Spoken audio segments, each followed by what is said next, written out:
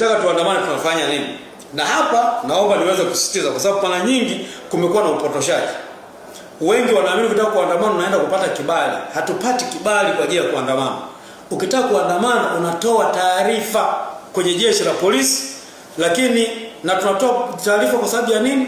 Kwamba ili tuweze kupatiwa ulinzi, kwa sababu jeshi la polisi lipo pale kwa ajili ya kutumikia sisi.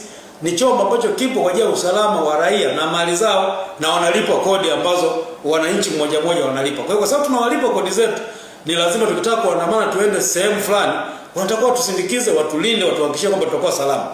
Kwa jukumu la jeshi la polisi ni kuhakikisha maandamano ambayo wananchi wakiamua kufanya yanafanyika kwa usalama. Asiwepo mwananchi yoyote ambaye usalama wako unaweza kutishiwa au akakutana na jambo jingine lolote la kiusalama wakati anatekeleza haki yake ya kikatiba na ya kisheria. Kwa hiyo jukumu la polisi ni kwa ajili kuhakikisha tu angalau ulinzi na usalama upo. Na ndio maana tunatoa taarifa walau masaa 48 kabla ya siku ambayo umekusudia kufanya maandamano.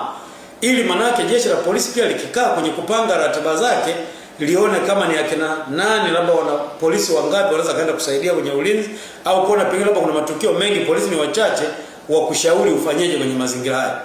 Lakini kinyume chake ndio umekuwa utaratibu wa kaida. Mara nyingi unakuta watu wakipeleka taarifa, kutoa taarifa kwa maana ya kutaka kuandamana, polisi wanajibu kwamba tumekukatalia usiweze kuandamana, au wanasema hujaomba kibali.